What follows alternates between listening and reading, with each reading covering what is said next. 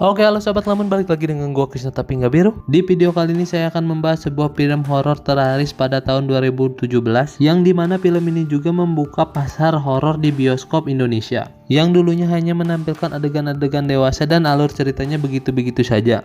Oke lah sobat Lamun, tanpa banyak basa-basi lagi kita langsung saja gaskan ke videonya.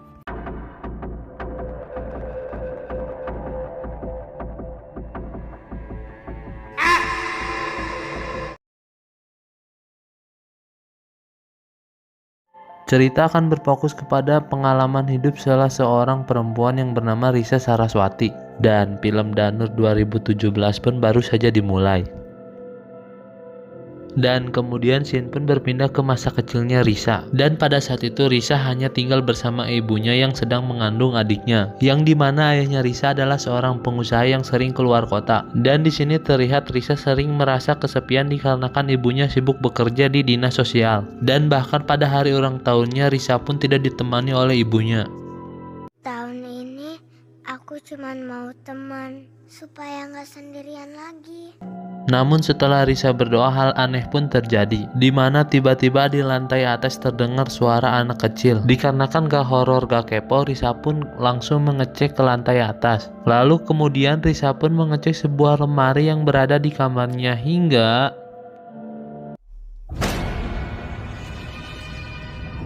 Kamu ya teman kami? dan ternyata ada 3 orang anak kecil yang seumuran Risa yang bermain pada malam itu. Singkat cerita, ibunya Risa pulang kemalaman, yang dimana ia telah mempersiapkan sebuah hadiah untuk Risa. Namun hal aneh pun terjadi, di mana ada beberapa gambar yang tergambar di lantai bawah, yang dimana gambar tersebut ternyata dibuat oleh William, Jensen, dan Peter, yang dimana mereka adalah 3 anak kecil yang Risa temukan tadi. Lalu kemudian di pagi harinya ibunya Risa pun memberikan hadiah kepada Risa dan menanyakan perihal Dan jangan coret-coret lantai, sayang. Aku nggak coret-coret lantai kok, Ma. Kemudian setelah ibu Risa pergi bekerja, Risa pun bermain bersama ketiga teman barunya itu. Namun di sini hal janggal pun terjadi, di mana Mang Ujang tidak melihat teman-temannya Risa yang sedang bermain bersamanya. Kembali lagi kepada Risa yang berhenti di depan pohon besar, yang dimana ketiga teman Risa itu pun melarang Risa untuk bermain di sekitar pohon besar. Lalu kemudian di malam harinya ibunya Risa pun melihat keadaan Risa, yang dimana di sini sikap Risa sedikit berubah karena kesal ibunya tidak ada waktu untuk dirinya. Mang Ujang, tadi Risa main sama siapa? Sendirian? Kemudian di sini Mang Ujang sedikit curiga perihal teman-teman barunya Risa, yang dimana di sini Mang Ujang menyarankan ibunya untuk menanyakan hal tersebut kepada orang pintar yang bernama Abah Asep. Namun di sini ibunya Risa menolaknya dikarenakan ia tidak percaya hal begituan dan malah akan menanyakan perihal Risa kepada psikiater temannya. Lalu kemudian sebelum tidur ibunya Risa pun mengecek kembali ke kamar Risa. Setelah berada tepat di depan kamar Risa, ibunya pun mendengar Risa yang berbicara kepada orang lain. Namun Jangan tidur malam-malam ya, sayang. Minggu depan kan udah masuk sekolah. ya, ternyata di sini ibunya juga melihat langsung keanehan Risa yang berbicara sendiri. Kemudian di keesokan harinya ibunya Risa pun memanggil temannya yang seorang psikiater, dan dimana ketika ibunya mencari Risa di meja makan, tiba-tiba yang terjadi, Risa, melihat keanehan yang terjadi pada diri Risa dan melihat kursi yang gerak dengan sendirinya, teman ibunya tersebut pun enggan untuk membantu keadaan aneh Risa. Sedangkan pada malam harinya Risa pun mencoba menanyakan itu kepada teman-temannya, yang ternyata teman-temannya itu adalah korban dari pembantaian-pembantaian yang dilakukan oleh bangsa Jepang ketika pertama kali masuk ke Indonesia. Dan di tempat lain ibunya Risa beserta Mang Ujang sedang meminta bantuan kepada Abah Asep. Lalu scene pun kembali lagi kepada Risa, di mana Risa ingin selalu bersama teman-temannya itu. Lalu kemudian William pun mengajak Risa untuk melakukan suatu hal, hingga yang terjadi, untung saja ibunya datang tepat waktu. Lalu kemudian Abah Asep pun mencoba untuk menenangkan Risa dan mencoba memberitahukan Risa bahwa teman-temannya itu ialah sosok Danur, yang dimana ketika Abah Asep mencoba untuk memperlihatkan wujud asli dari teman-temannya itu, tiba-tiba Risa mau lihat bentuk teman-teman Risa. Risa pun seketika jatuh pingsan setelah melihat wujud asli dari teman-temannya. Dan dari sejak itu pula Risa pun tidak pernah bertemu dengan teman-temannya kembali. Lalu kemudian scene pun berpindah ke 15 tahun setelah kejadian tersebut, di mana di sini Risa sudah tumbuh dewasa dan memiliki adik yang bernama Riri. Dan pada saat itu Risa pun kembali ke rumah di mana ia bertemu dengan ketiga sahabat kecilnya itu, yang dimana ia kembali karena akan merawat neneknya sementara sampai ia mendapatkan suster baru. Kemudian pada sore harinya Riri pun meminta izin kepada Risa untuk bermain sepeda di halaman rumah. Namun tanpa Risa sadari, Riri pun bermain di sekitar pohon besar dekat rumahnya. Dan tak lama dari itu Riri pun menemukan sebuah sisir yang tergeletak di bawah pohon tersebut. Lalu kemudian Riri pun mengambilnya dan langsung memainkan sisir tersebut. Sementara di rumah, jam sudah menunjukkan waktu maghrib tiba. Lain kali sebelum gelap udah harus di rumah ya. Kemudian setelah itu pada malam harinya hujan turun sangat lebat, di mana dari luar rumah terdengar suara ketukan pintu. Lalu kemudian Risa pun pergi ke depan untuk mengeceknya, namun tidak terdapat seorang pun di sana. Namun tak lama dari itu tiba-tiba seorang perempuan nyelonong masuk begitu saja. Namun di sini Risa mengira bahwa perempuan tersebut adalah suster yang dikirim tantenya untuk mengurus neneknya, tanpa curiga sedikit pun. Kemudian di keesokan harinya keanehan pun mulai terjadi, di mana Mbak Asih malah mengurus Riri bukannya mengurus neneknya. Lalu kemudian Risa pun mengantarkan Mbak Asih ke kamar neneknya. Namun keanehan-keanehan lainnya pun mulai jelas terlihat, di mana neneknya terlihat sangat ketakutan ketika melihat Mbak Asih.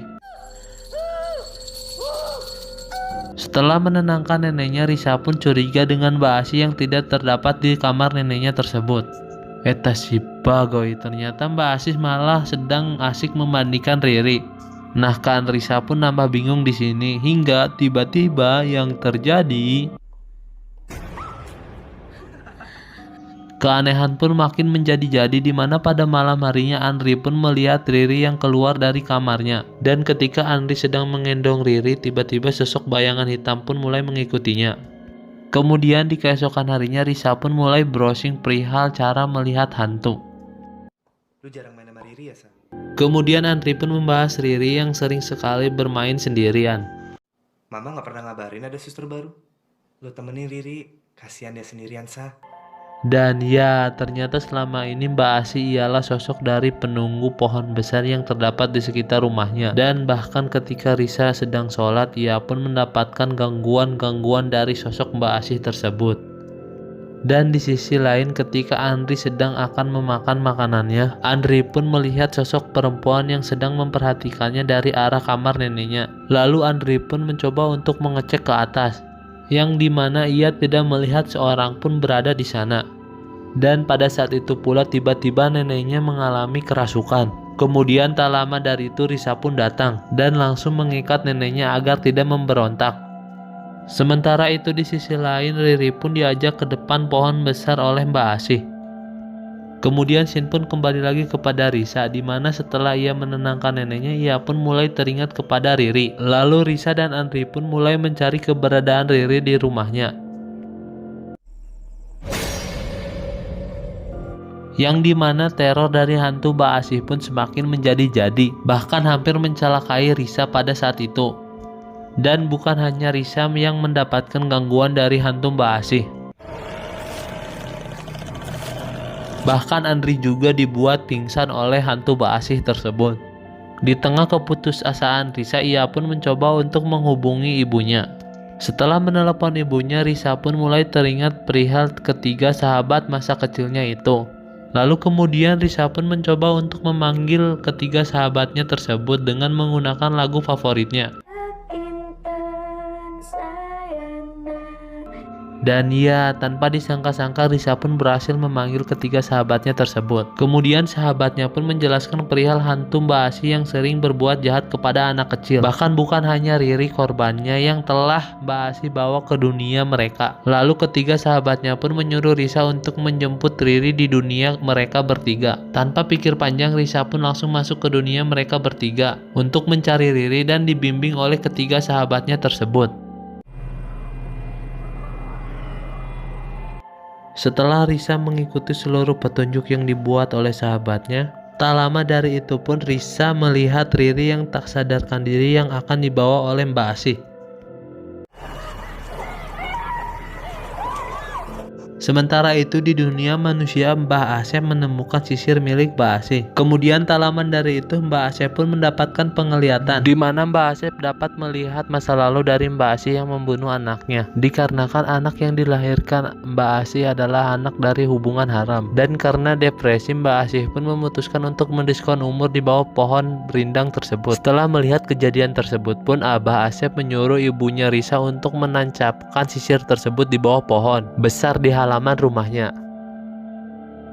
Sementara itu di sisi lain Risa bersama ketiga sahabatnya mencoba untuk menarik Riri kembali, dan pada akhirnya Riri pun berhasil dibawa kembali ke dunia manusia.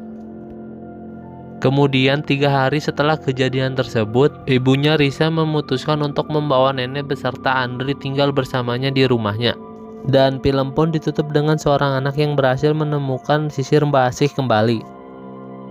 Oke lah Sobat Lemon, bagaimana filmnya? Sangat seram sekali bukan? Nilai-nilai yang dapat kita ambil dari film ini ialah jangan pernah membiarkan anak bermain tanpa pengawasan dari orang tua, karena itu sangat berbahaya sekali. Contoh kecilnya ya bermain handphone mungkin.